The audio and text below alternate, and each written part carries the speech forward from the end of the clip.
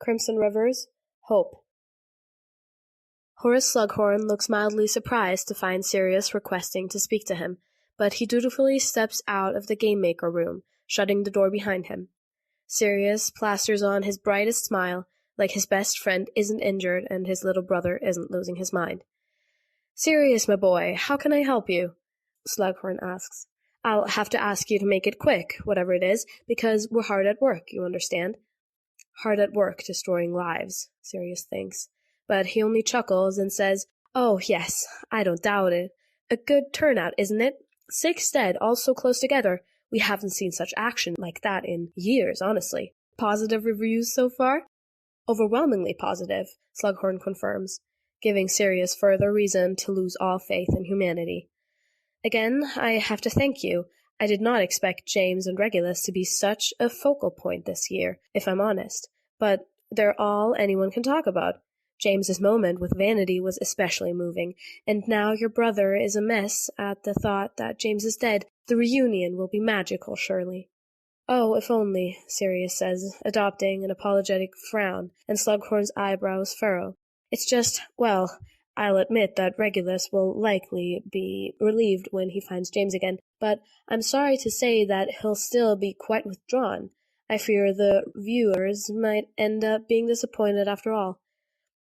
Slughorn looks startled. Surely this is enough to bring the boy's feelings to the surface. It warrants a kiss, at the very least. Perhaps a love confession? "Regulus won't see it that way," Sirius murmurs, feeling sick that he's standing here, talking about his little brother's love life, plotting how to use it to their advantage, while pretending to let Slughorn use it to his advantage. "See, you asked before what it would take to, break through to Regulus, what push he needs, and I'm here to tell you."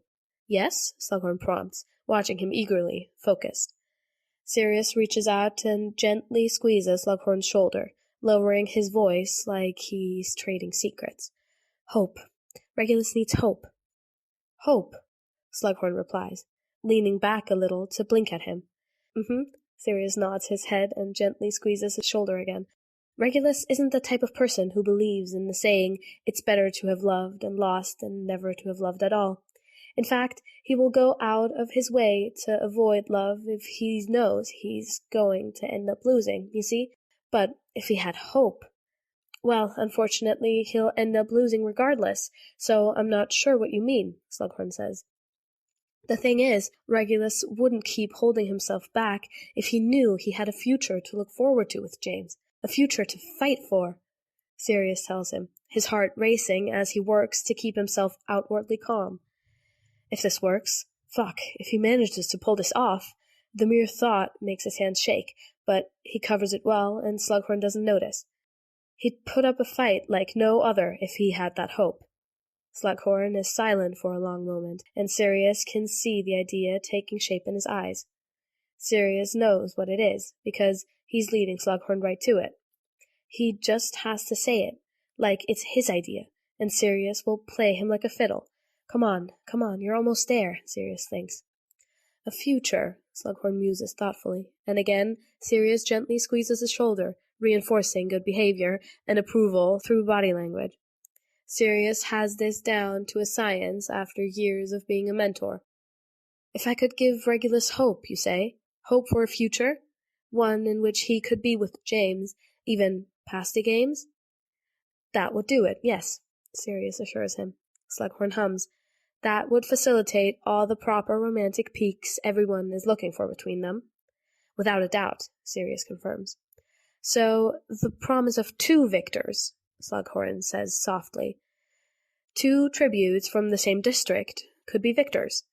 "Oh, brilliant!" Sirius breathes out, beaming at him and squeezing his shoulder again. "You're brilliant! The best head game maker the Hunger Games has ever seen, no doubt.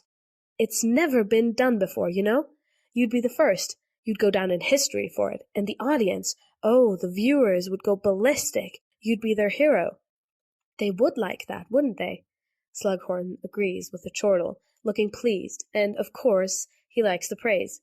Of course he likes the idea that it was his idea. That's the problem. No, that's not the problem.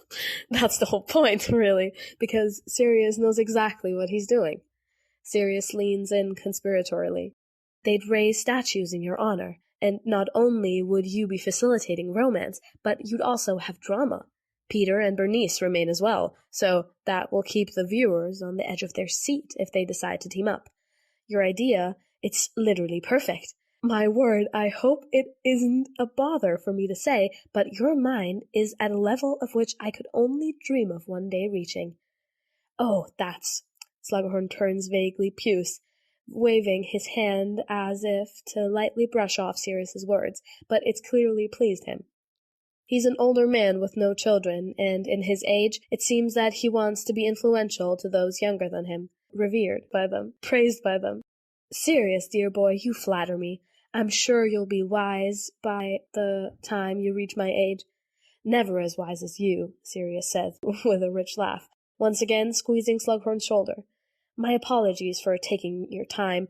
I'll let you get back to work, shall I? Slughorn smiles. For the best. I have a lot of work to do.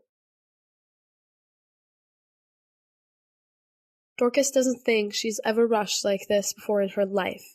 She also hasn't looked like this where anyone could see her since, well, frankly, she can't remember a time that she's ever let herself look like this in public. She's wearing a holey t-shirt, thin pajama pants with blue cats all over them, a pair of green slippers, no accessories or makeup, and a bonnet. Dorcas hasn't so much as left her place without being fully dressed, her hair and makeup done, wearing jewelry, and in a nice pair of shoes in years. None of that matters, though, not really. Not now. Not when Vanity and Hodge are dead. Dorcas watched it happen, stricken enough that she broke down crying, and as soon as she got her wits enough to calm down, she started running. She barely even stopped to get her shoes. Dorcas's chest is heaving when she finally comes to a stop in front of the door that she's been running to like a maniac, not even bothering to try to get a ride. Her place was close enough that waiting for a ride wasn't something she was willing to do, so instead she ran. She never once stopped. And now, here she is, gasping for air and genuinely exhausted as she raises her hand and knocks on the door. She tries to catch her breath, but it doesn't really work. Her whole body is screaming in protest for her ridiculous antics, but Marlene opens the door, and it's worth it. I came as fast as I could, Dorcas pants out, holding her side where it aches from running. Instantly, Marlene's face crumbles, and she practically spills out of the doorway and right into Dorcas's arms. Dorcas reaches up to wrap her arms around her tight, cupping the back of her head as she muffles a gut-wrenching sob right into Dorcas's shoulder.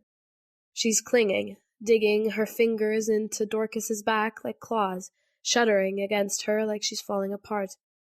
Dorcas swallows harshly and keeps an arm around her as she navigates them into the suite. Marlene lets herself be led inside, trusting Dorcas to move her around while she's still attached, not caring if she stumbles. Dorcas doesn't care either.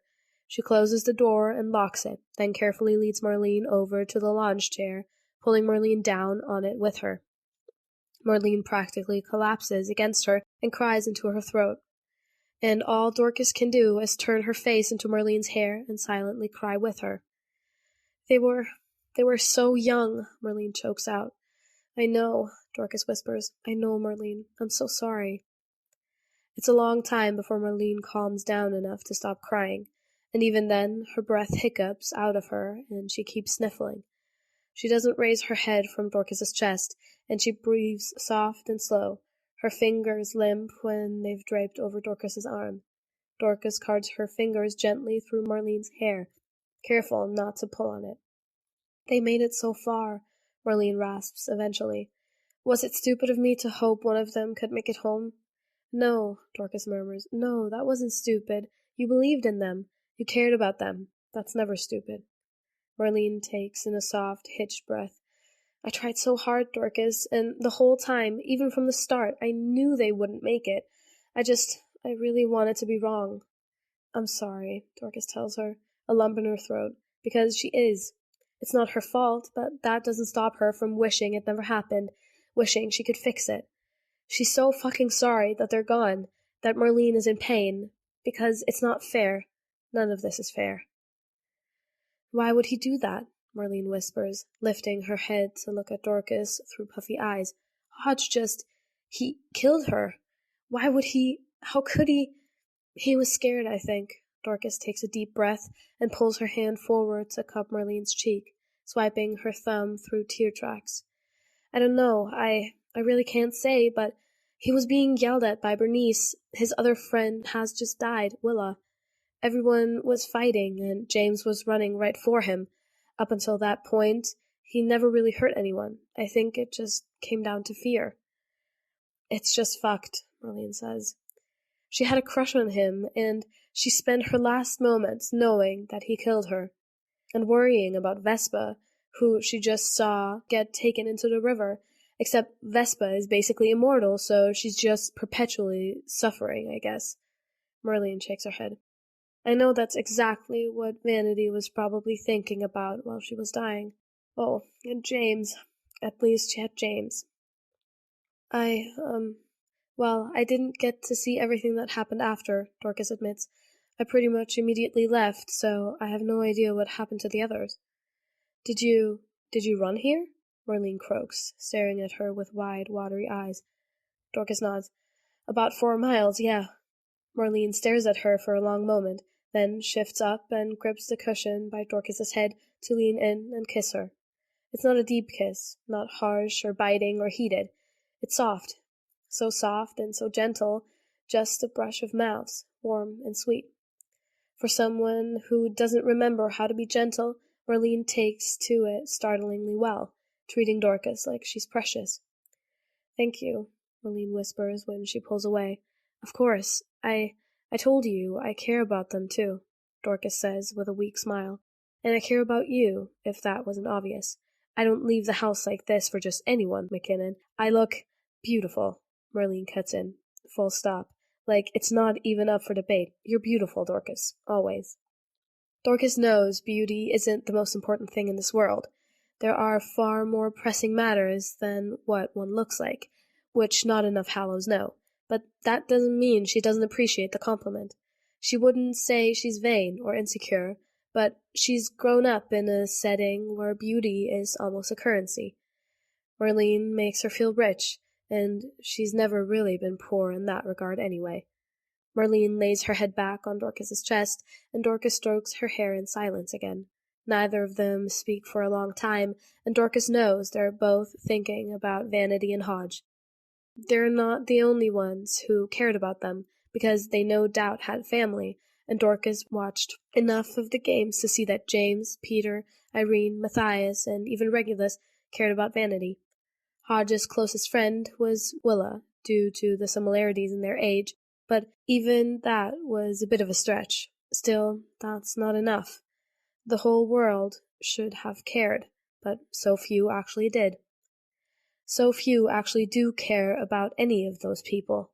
It's like, as soon as they enter the arena, the tributes are nothing more than characters in a show to them, except these are real people's lives. For some, the stakes are what draw them in. For others, they're willfully ignorant to the reality staring at them right in the face. They don't want to see it, because looking at it means seeing their part in it. One day, these people are going to find themselves caught in the midst of a war, one that's building, and they're not even going to understand why or what's happening. Some people will see it for what it is, and there will even be some that are going to do the right thing, like Gideon and Fabian. They were never ignorant, and Dorcas knew instantly that they would be willing to fight. She didn't expect them to die for the cause before the war ever reached them. And now there's Molly, who is on a train right now to go see her brother's bodies at the Phoenix, because the Order retrieved them after an informant told them where they were dumped. They'll have funerals, and Molly will get to attend, but Molly will never again get to come home. When she left everything behind to fight in her brother's name in a war that's barely even started yet. One of Dorcas's biggest regrets is recruiting Fabian and Gideon Pruitt in the Order of the Phoenix. She knows she's supposed to.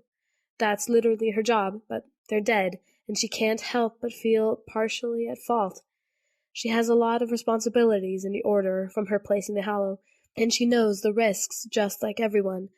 but it never sits right with her when she sees another person brought into this and has to come to terms with the fact that they might die. I want to burn the Hallow for this, Marlene rasps, and Dorcas feels her heart jump. Sorry if that's offensive, but no, Dorcas says quickly. No, it's fine. I do too. If I could, I would bring the Hallow to its knees, Marlene informs her, sounding downright dangerous. Dorcas swallows thickly, staring up at the ceiling as she continues to pass her fingers through Marlene's hair. If there was some way to do it, I'd give anything to take Riddle down and end these games so what happened to Vanity and Hodge never happens again. Dorcas holds her breath for a long moment. It's like she can feel Dumbledore's piercing gaze on the side of her head from here, which is ridiculous. He's like a shadow in the room, waiting in the corner, looming with his withered hands folded ever so gently together. She knows what he wants. She knows what she's supposed to do in this situation. Exhaling slowly, Dorcas tips her head down to look at Marlene where she's still resting her head on her chest. Carefully, with a tenderness that makes her chest ache, Dorcas sweeps her hair back from her face, and Dorcas can't do it. She knows that she should, that it would make up for the loss of Gideon and Fabian in Dumbledore's eyes, and it's not as if Marlene wouldn't be a brilliant asset, but Dorcas can't do it. Whether Marlene would be willing to take the risk or not, Dorcas isn't willing to risk her. Not her. Not Marlene, who cares about children despite the fact that she knew she couldn't save them. Not Marlene, who has a rough grip and kindness in her heart. Not Marlene, who wants to fight but deserves to rest. She deserves to be safe. So all Dorcas says is, "Yeah, Marlene, me too." A part of me is, Marlene's voice catches, but she breathes, and it evens out again. I know this is awful, but a part of me is relieved. Just relieved that it's over, and they're not suffering anymore. And neither am I. Maybe that's selfish. I don't think so, Dorcas murmurs, sliding her hand down to cup Marlene's jaw and tilt her face up. I think you're allowed to feel however you feel about it. This isn't, well, you already know that this situation is fucked up as it is. We're hardly going to respond to it conventionally, are we? No, I suppose not, Marlene replies quietly. I'm here, all right, I'm here, Dorcas tells her, then dips in and presses a short, warm kiss to her mouth, mostly in the need to comfort and the desire to give it. As Dorcas pulls back, Marlene mumbles, You're a really good hookup? Dorcas fills in when Marlene seemingly gets stuck. Her mouth twitches up slightly when Marlene clears her throat and purses her lips.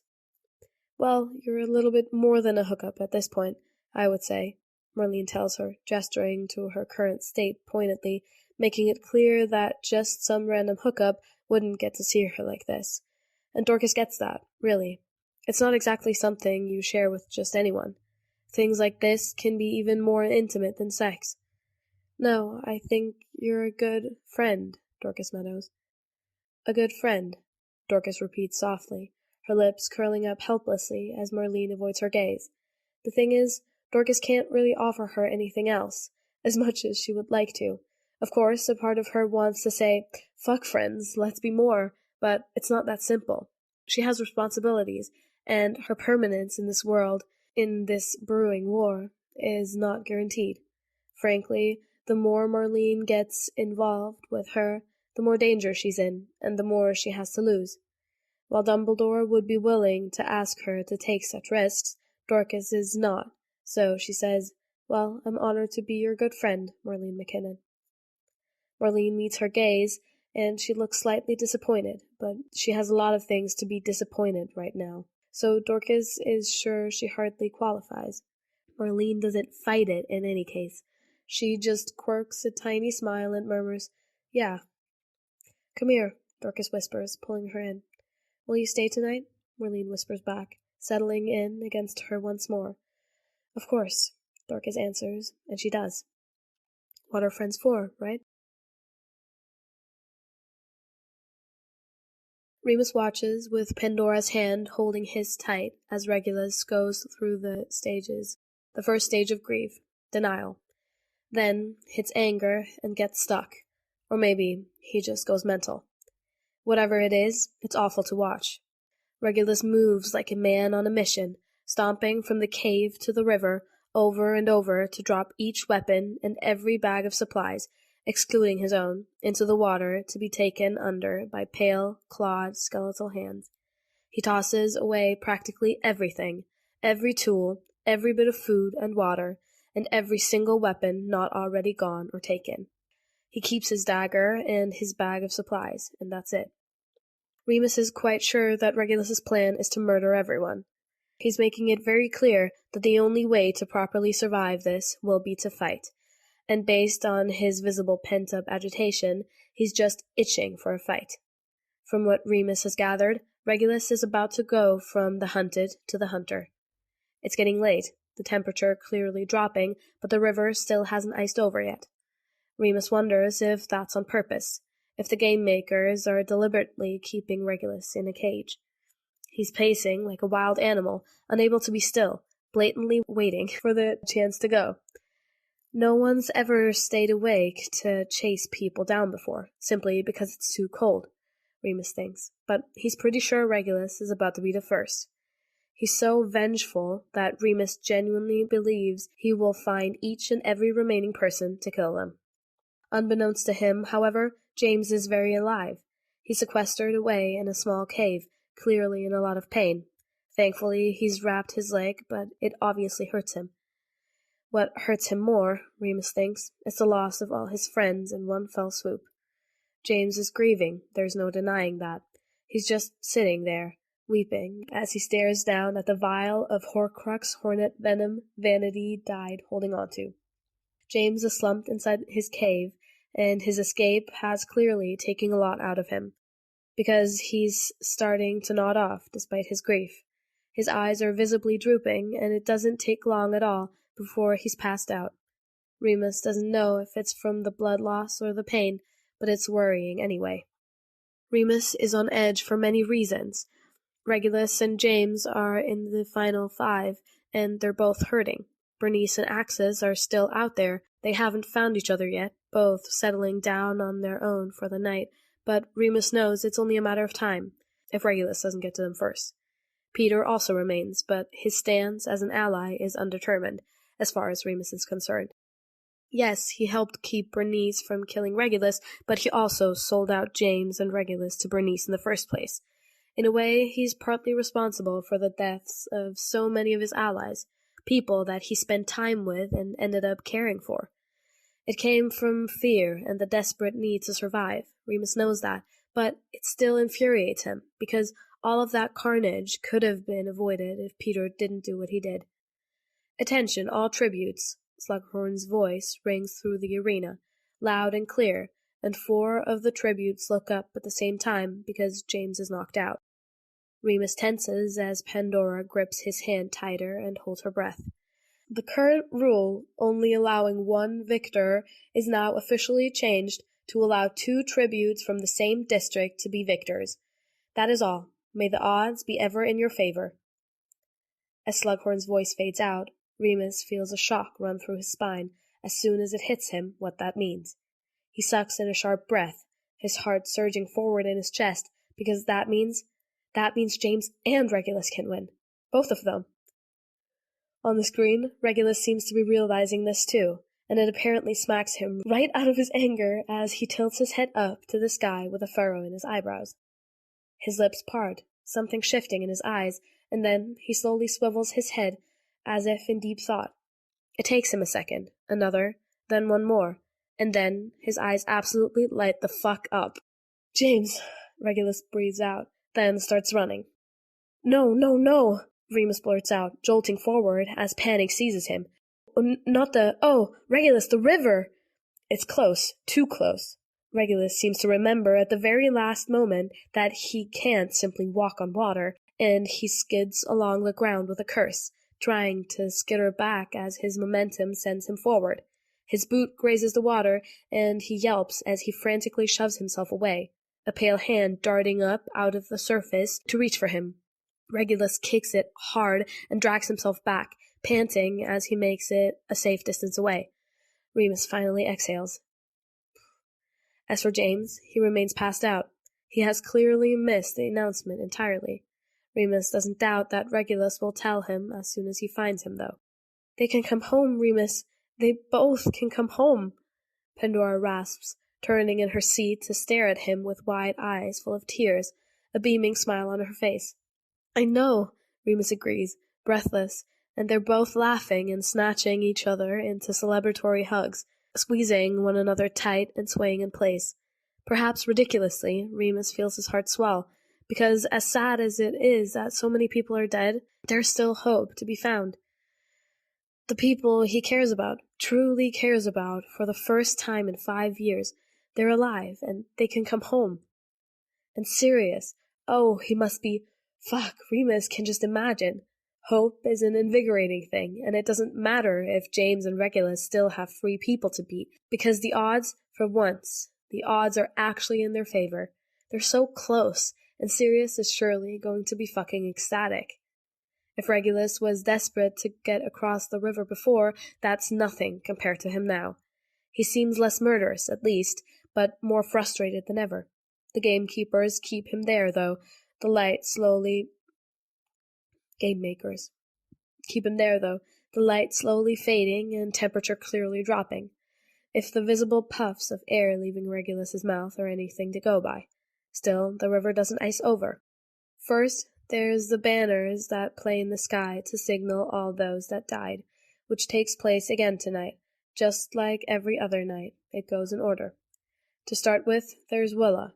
Bernice and Axes watch from their positions, and Remus sees the grim expressions on their faces. In a way, Willa was the Death Eater's vanity. It was never Hodge, because he annoyed them all with his lack of abilities or willingness to kill.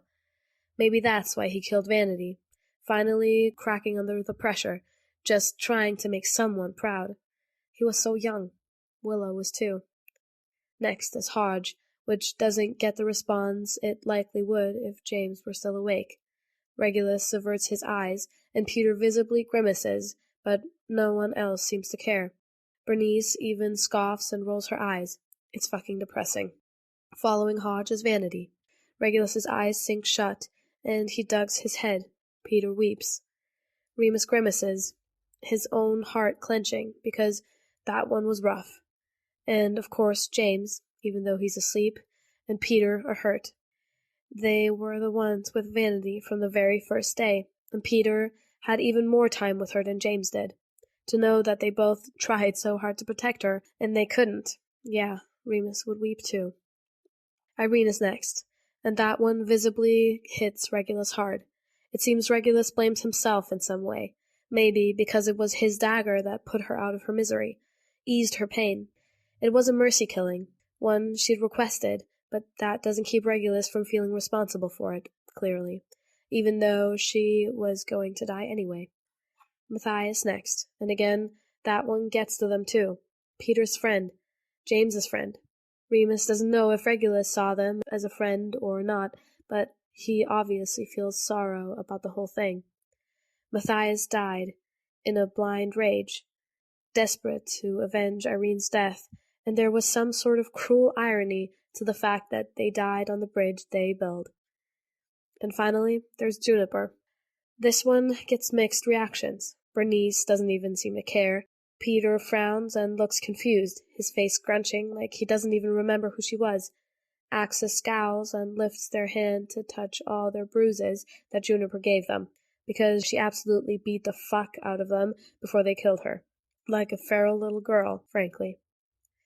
Regulus, though, he makes a choked noise, and then he releases a wheezing laugh and presses his face to his knees, sucking in deep breaths. It's relief. Undeniable relief. There's nothing else it could be, because that's so obviously what it is, and Remus knows exactly why. He's not relieved that Juniper is dead. He's relieved that James isn't. There's confirmation. The announcement seemed to convince Regulus, but the proof brings him obvious solace. Still, a bit later, Regulus remains trapped, and Pandora groans before saying, "Oh, they're just torturing him at this point. Let him go, for goodness sake." "I think the river ices over at the same time every night," Remus admits with a sigh. not too long now.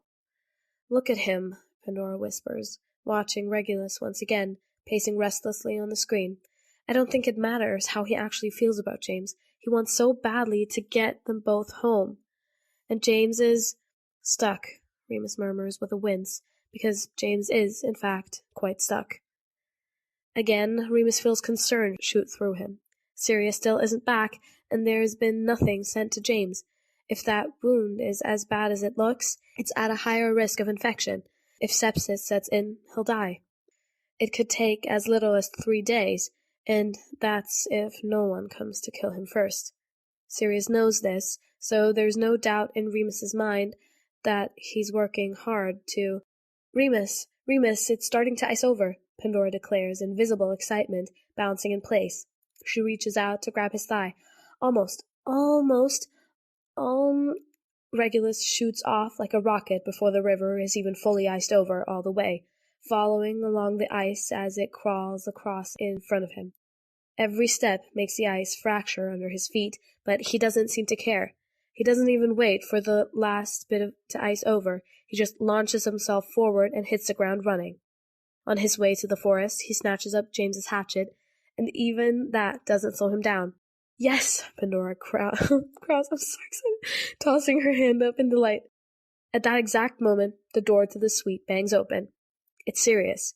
He comes bursting in, eyes bright as the door shuts and locks behind him.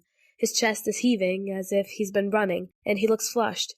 Something absolutely wondrous about his expression right now. Remus doesn't realize he's standing up until he finds himself moving along the edge of the furniture to see Sirius better.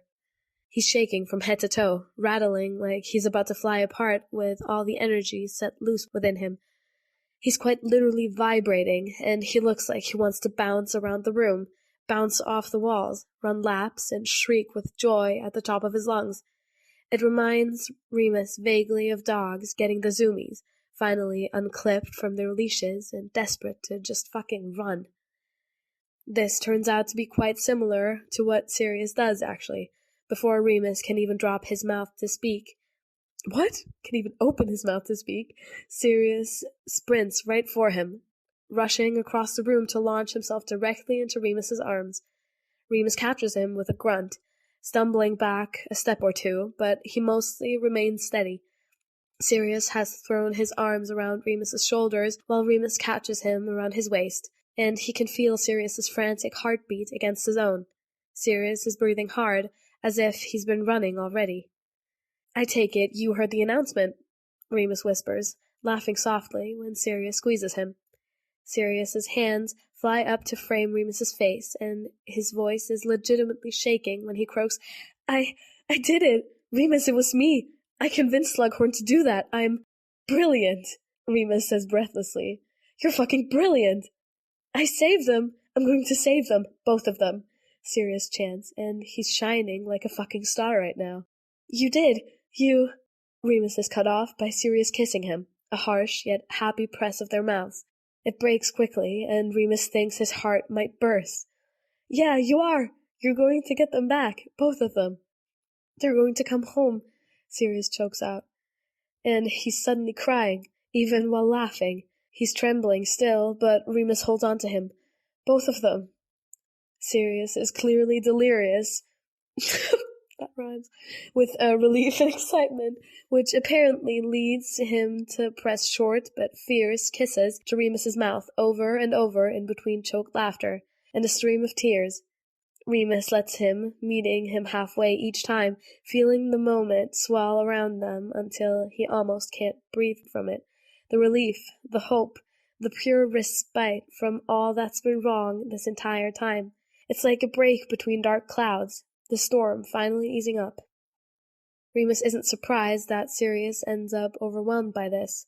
The kisses taper off until Sirius is just hugging him, burying his face into the bend of his throat. And that's where he stays for long enough that Remus thinks he's probably not going to let go first. That's fine. He can do whatever he wants.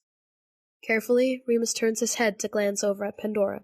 She's giving them privacy, watching Regulus on the screen instead, who has started his search.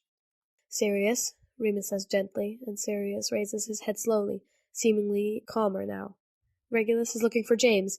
Was no one willing to sponsor him? At this point, some of Sirius's palpable joy wanes, but only a bit. He shakes his head. No, people were definitely willing to sponsor James, but they want Reggie and James to earn it, basically. They want a show, of course. Don't they always? Pandora asks bitterly. Animals, a lot of them. They don't care about James. They only care about how he can entertain them. Oh, I could just...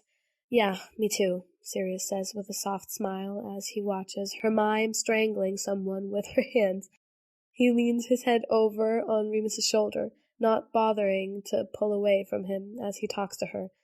It's okay, though, because Regulus will find James, and then I'll make sure James gets healed. And then it's just 3. Only 3. And then they're home. Pandora... I know, Pandora breathes out, turning to reach over the back of her seat, holding her hand out to him. Sirius breaks away from Remus for this, grabbing onto her, and he looks mildly startled when she dips her head over his hand and kisses it. He blinks, then seems to realize she's essentially telling him that she admires him, and he blushes. Oh, don't do that, Sirius mumbles, flustered. Stop that, Pandora, I'm your friend. Pandora looks up with a smile. Yes, you are, and you're one of the smartest men I've ever known. That deserves admiration. You're going to bring them home, Sirius. Well, they're going to bring themselves home, Sirius says sheepishly. But I did make that possible, yes. Incredible, Pandora murmurs, then smacks a more playful kiss to the back of Sirius's hand, chuckling when he ruffles her hair as soon as she pulls away. There's still Peter, Bernice, and Axis to worry about, but I think... Sirius takes a deep breath and focuses on the screen, crossing his arms. I really do think James and Regulus stand a good chance, especially once James is healed up. All Regulus needs to do is find James, Pandora says. Sirius heaves a sigh, which he won't be able to do tonight. He went in the wrong direction, unfortunately. The good news is that there's a trail, so he will find James, just not when it's cold and dark. He'll eventually settle in for sleep before he passes out, then start again tomorrow. James should be fine where he is until Regulus reaches him, so long as no one else does first. You don't sound too worried, Remus comments, admittedly surprised by this, because Sirius would usually be a lot more stressed right now. I'm not, Sirius cringes a little. Slughorn and practically all the viewers are desperate for Regulus and James to reunite and show them romance, so I don't doubt that Slughorn is going to do everything to make that happen. People would be very disappointed otherwise, and he won't let that happen. Is it awful? Yes, but it's to our advantage, so I'll take it. We can work with that, Pandora agrees. She taps the seat beside her. Come on, come watch. Sirius reaches back to grab Remus's hand, tugging him along, and that's what they all do. Just like every other night, they all watch, but there's something different this time. They watch with hope. As predicted, Regulus eventually does settle in for the night. Sirius knows he's exhausted, barely having slept at all the night before, suffering from being emotionally and physically drained after the day he's had. James remains passed out in the cave, cold and alone. Still, despite the less than best, not even acceptable really, circumstances in which they'll spend the night, Sirius doesn't feel that bad. Actually, he doesn't feel bad at all. He feels fucking fantastic, because Regulus will be back with James very soon, and as long as Regulus can figure out what it will take to heal James, everything will be fine. Regulus is smart. He'll work it out, surely. And then all that's left to do is make it through 3 people. Only 3, and then they're lifted out of there and on their way home. Sirius is feeling really, really fucking good about it. He's aware, of course, that it's not a good idea to celebrate too soon. Things could still go wrong. He also knows it's a bit fucked up for him to be so excited when all of his mentor friends just lost their tributes. On top of that, there's still all the problems that will arise when James and Regulus do make it home. Every single thing they'll have to deal with, all the grief and pain and fear and trauma, as well as how they'll cope with it. Yes, Sirius isn't ignorant to all of that, but for 1 second, just one day, he wants to be fucking happy about something. He wants to drown himself in his hope and let himself feel every inch of what could be.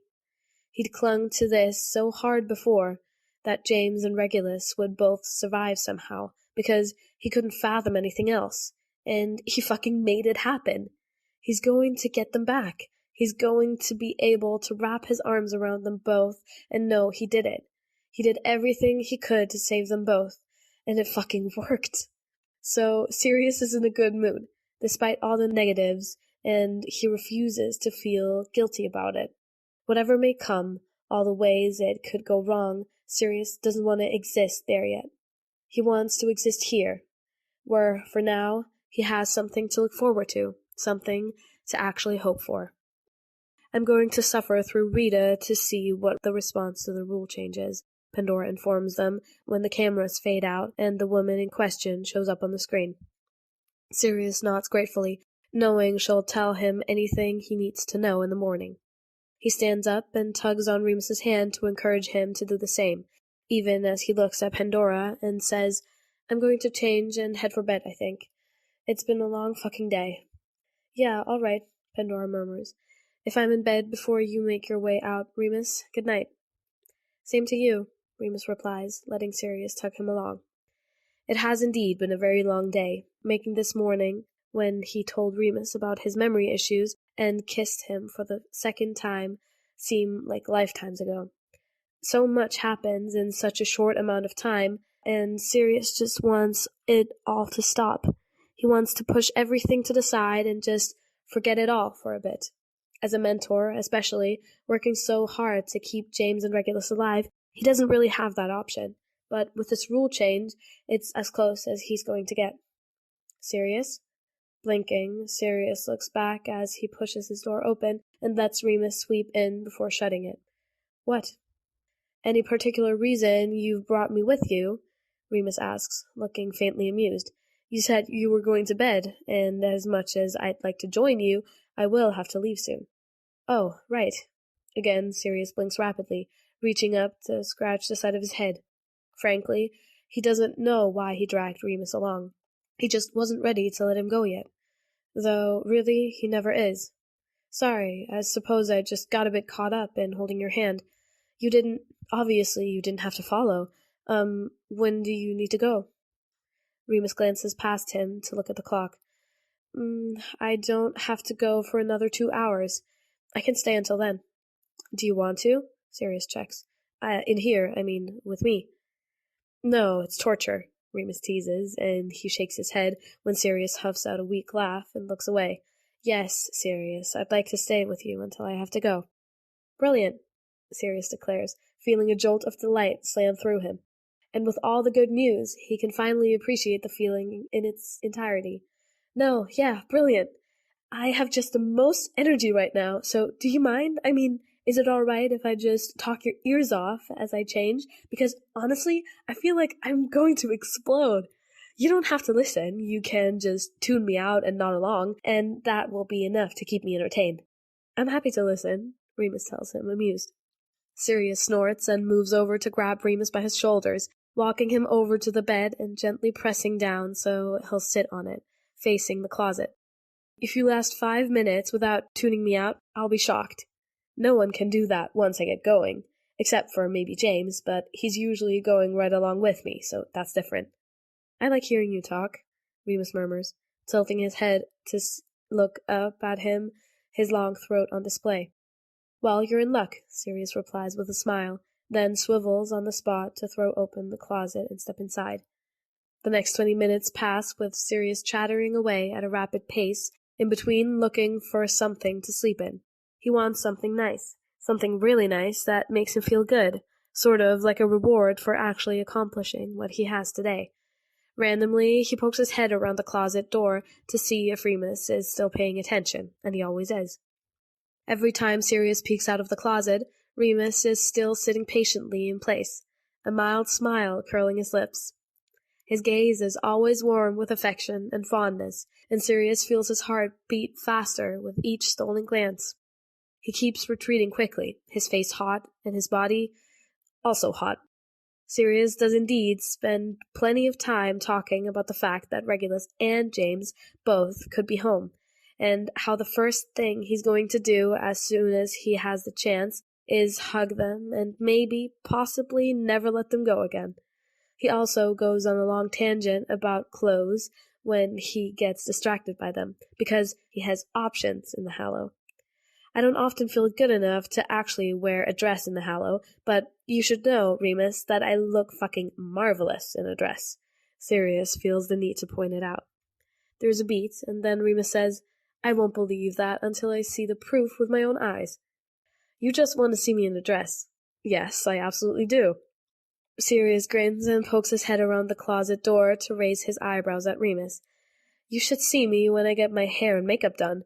Oh, and put me in some heels? It's been ages, but I break necks when I walk by. I don't doubt it, Remus tells him, clearing his throat.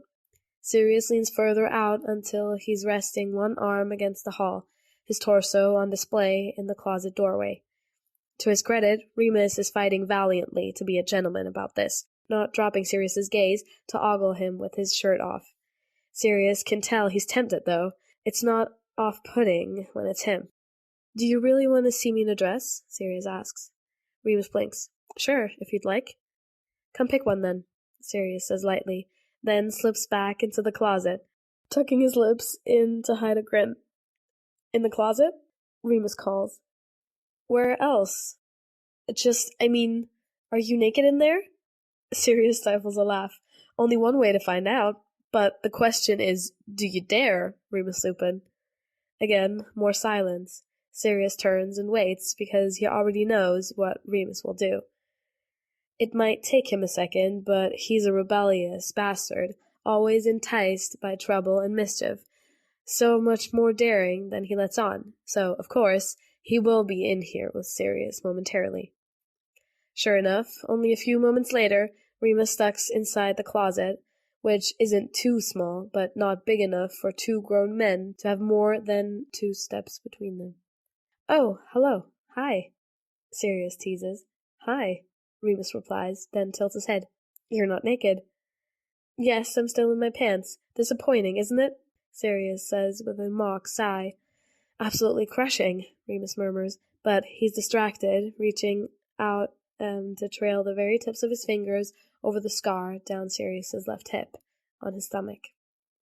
Nearly killed me, Sirius comments, glancing down at it. 10 years later, and it's faded only a bit. It would have if it wasn't the last wound I got before I won.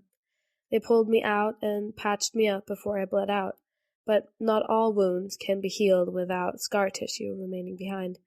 Yeah, I know, Remus says softly. He traces it again gently, and Sirius feels a shiver go up his spine at his touch. You have more, don't you? You said that before. I have one on the back of my calf from where I was shot with an arrow, Sirius tells him, then turns around. This one across my back where I was slashed with a sword. Remus hums and reaches up to trace that one too. It spans from Sirius's left shoulder all the way down to the small of his back. It aches when it gets cold, doesn't it? Yeah, it does, Sirius murmurs. Eyebrows furrowed. Remus speaks like he knows, like he understands, but he did say that he had scars as well, didn't he? I also have a burn scar on my right knee. That one is rough. It's not too big, but it healed inside the arena, so there was nothing they could do about it. It should have never happened, Remus whispers. Sirius turns back around slowly. Too late for that now, but, on the bright side, scars are sexy. Remus blinks, then chuckles, his eyes softening as he breaks out into a grin. Is that so? Well, you can't deny that I'm only more attractive for it, can you? Sirius asks, waggling his eyebrows and actively fishing for compliments at this point. He wants them. He wants Remus to look at him and like what he sees. No, I can't, Remus agrees, and Sirius resists the urge to do a little wiggle of triumph. Really, your body is a galaxy, and your scars are your stars. Sirius is once again caught off guard, and it flusters him in seconds. He knows he's blushing, not only because he can feel the heat in his face, but also because Remus gets that fond, pleased look in his eyes. Sirius feels winded, like Remus just stole his breath, and so his voice is a soft rasp when he whispers, "Fancy a trip into space?" "There is nothing I would like more," Remus says. That's all Sirius really needs to close the distance between them, and then Remus is swooping in to kiss him before he can make it there first.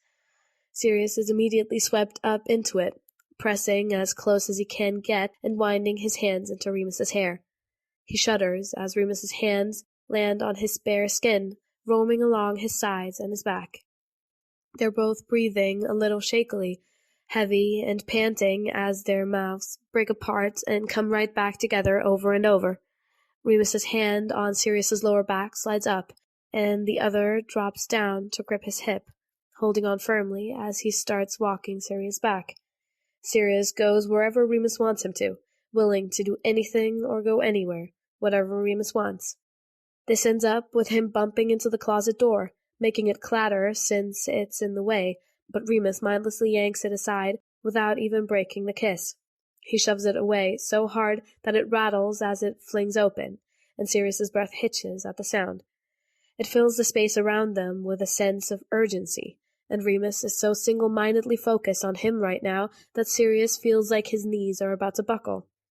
Remus pushes him back, keeping him from tripping, and Sirius doesn't even care about his balance at the moment. All he cares about is the world-altering heat of Remus's mouth and the way one of Remus's hands sink into his hair. Remus does something downright sinful with his tongue that drags a low groan out of Sirius's throat. He's never heard himself make that noise before, not for anything, and he's not sure how he feels about it, because it sounded needy and desperate.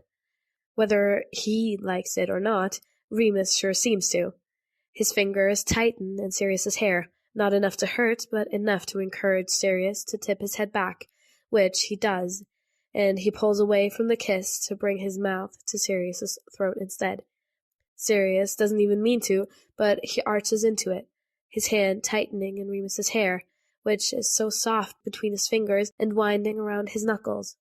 The attention that Remus gives his neck makes Sirius's head all foggy, like he's in a fugue state, his consciousness dancing somewhere out of reach. He feels weak all over, and terribly shaky, but in a good way. A really, really good way. He actually feels like he's about to just fall over, like he'll tip back on the floor and take a moment that he may or may not need. He doesn't want it, not in the least, but he's so overwhelmed that he kind of feels like he should lay down. Remus does not seem to pick up on this, but Sirius can't really blame him. He's really focused on what he's doing, and Sirius sure as hell isn't about to be the one to stop him. There's the catch of teeth against his throat, an exploratory nip more than anything, and Sirius hears himself make that sound again, high and thin in his throat. He moans a bit too loud, probably, but again, he can't help it. At least, Remus seems to like it, which he makes obvious by pressing closer to Sirius. "Remus, you're the... I want..." Sirius can't form complete sentences at the moment, but Remus seems to pick up on what he's asking for anyway. Without hesitation, Remus pulls back and snatches his shirt off, tossing it over his head carelessly. It's the same one he always wears, the one all servants wear, a boxy gray shirt with long sleeves. Very unassuming, nothing noticeable or eye-catching about it. Also a damn crime, because what it's been hiding underneath. And look, Sirius has had the privilege of running his hands over Remus's chest and shoulders, so he knows just how firm Remus is, but seeing it is something else entirely. Sirius can only make a hoarse noise and reach out to touch, genuinely feeling a bit weak in the knees. Remus is fucking fit. "When I get bored in my cell, I exercise," Remus explains. "I can see that," Sirius croaks, sounding like he might start crying at any moment. He feels like he is. Have you ever seen someone so beautiful that you want to cry? Well, Sirius officially has. "Remus, you're... fucking hell, you're... Oh, I'm not this flawless all over," Remus mutters. Have a look at my scars. It's only fair, I suppose. Sirius blinks as Remus turns around, and then he sucks in a sharp breath, because fucking shit. Oh, well, Remus has far more scars than Sirius does, that's for sure. The violence behind them is undeniable, and Sirius's stomach drops out from beneath him, just imagining how Remus got them. Remus's back is absolutely covered in thin, overlaid scars from what Sirius can only imagine was a whip. They span from the backs of his shoulders all the way down to the very bottom of his back. A few overlap on the sides, but not very much.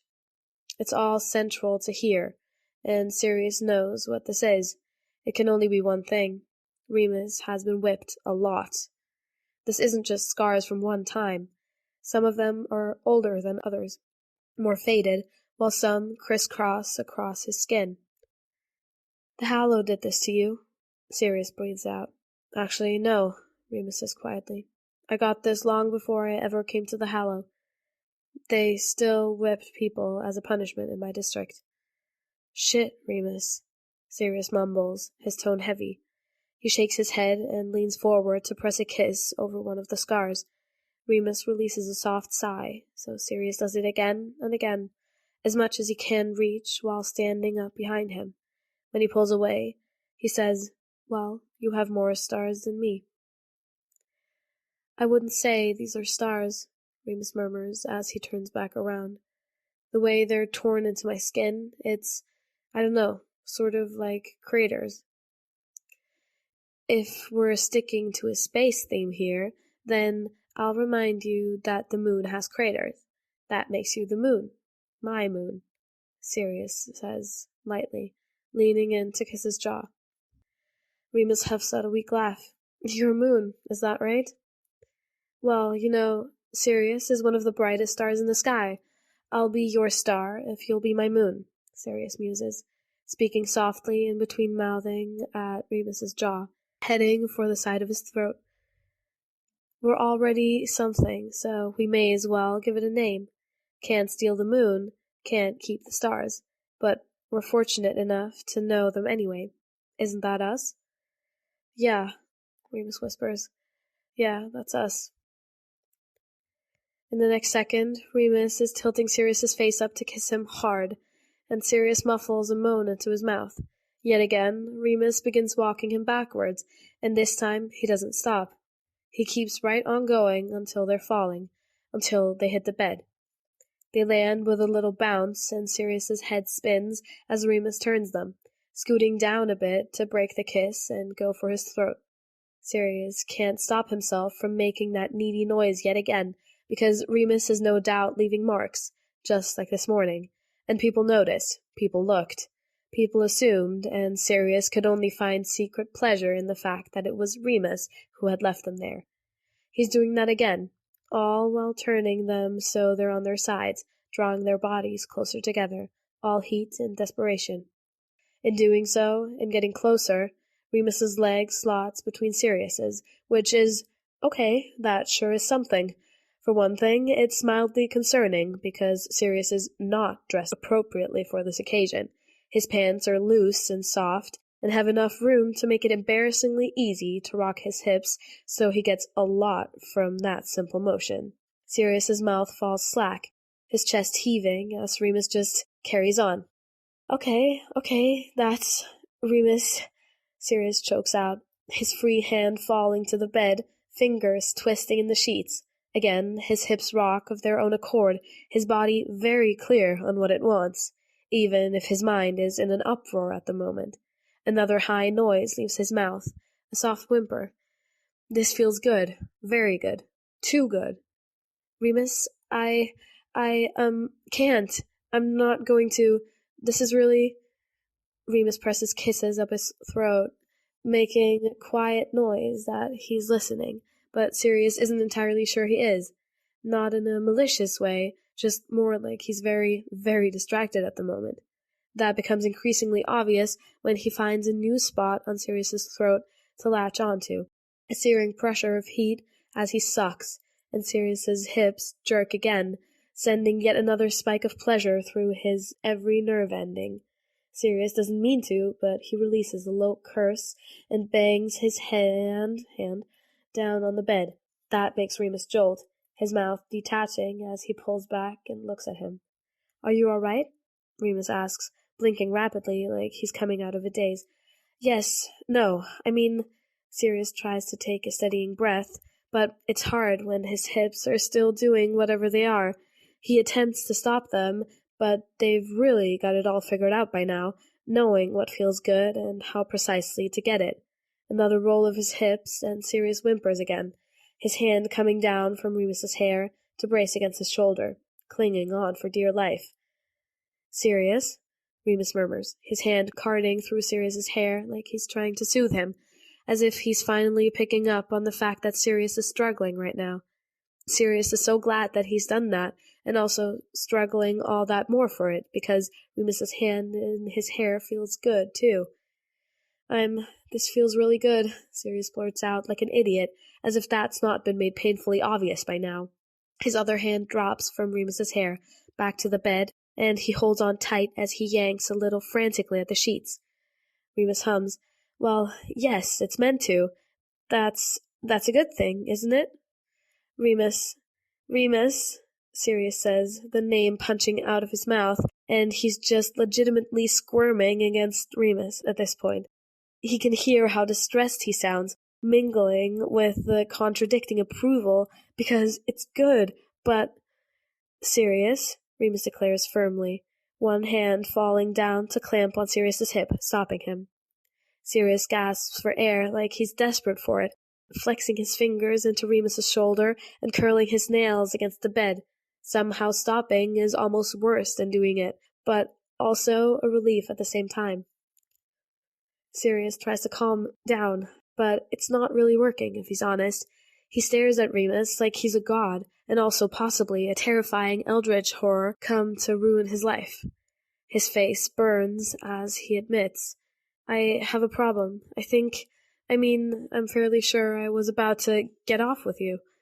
Remus hesitates, then calmly asks, "Why is that a problem?" "Because Sirius struggles, trying to put it into words, still pent up and desperate to just continue. He's a mess of contradictions at the moment, at war with himself, and he sort of hates it. I've never wanted to, all right? I don't know if it would feel... Sirius," Remus says gently, "breathe." "I'm trying," Sirius hisses, and Remus looks shockingly fond, his face softening. "It's a problem because it's like I'm what they think I am. Being made into a sex symbol doesn't matter as much when I'm not getting off and liking it. Look at me, I'm fucking gagging for it, and it's... All right, hey, just..." Remus lifts one hand and does something that Sirius isn't expecting to be so comforting. He brushes his palm over Sirius's forehead, pushing his hair back. "It's okay. I think I understand now. Your relationship to desire is complicated, and that's not your fault. Are you ashamed? Is that it?" Sirius swallows harshly. "Yes." "Do you need to be?" "You don't need to be," Remus tells him quietly. "Sirius, really, there's nothing wrong with feeling good. You're allowed to feel good and do what you want. And if you don't want to, then there's nothing wrong with that either. There's nothing to be ashamed of. Your desire is your own, not anyone else's." "I was really loud," Sirius mumbles, which is probably stupid, but he's genuinely embarrassed about it. Remus opens his mouth, then closes it, then clears his throat and nods. "Yes, you were."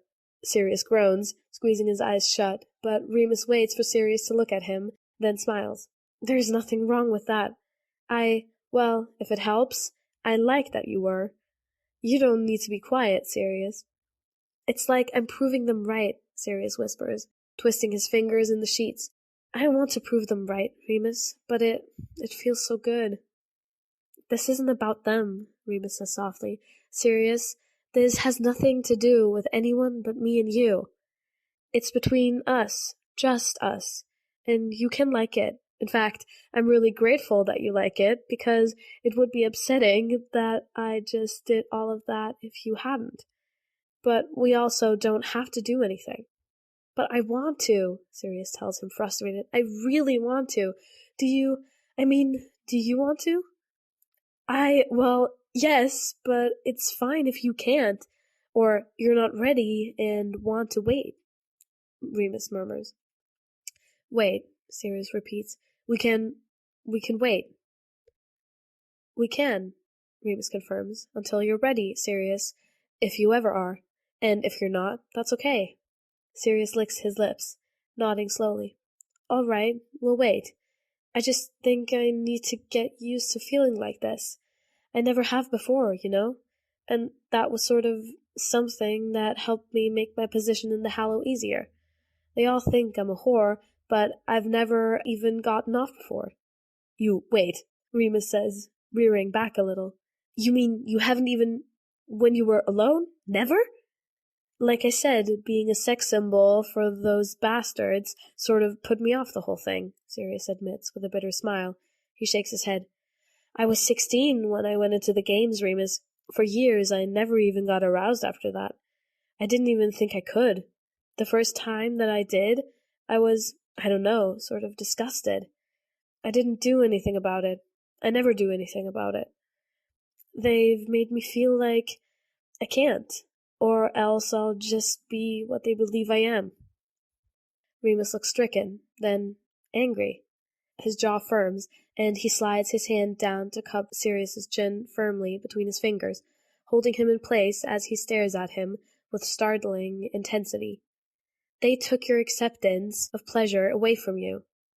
At those words, Sirius feels his heart clench. Hoarsely, he confesses, Yeah, they did. Do you want it back? Remus asks. Yes, Sirius whispers. You can have it. You can take it. That's yours, Sirius. No one gets to decide how you feel about it, Remus declares. We don't have to do anything, ever. But if you want to, when you're ready, you're allowed to let yourself feel good. Okay, Sirius breathes out, his mouth dry. He drops his gaze back to Remus's mouth. We can still kiss. I like the kissing very much. Remus chuckles, his gaze warm. Yes, you made that abundantly clear. I just so happen to like it too. Very much. So, that's what we'll do. That's all we'll do. That's what they do. Just that, and Sirius clenches the sheets between his hands and lets Remus slowly, oh so slowly, coax him away from his shame, leaving him in shambles from kiss after kiss after kiss. And all he can think about is the moon and the stars, how they can't steal them or keep them, but it's worth it to love them anyway. That's this, he thinks. That's this. That's us.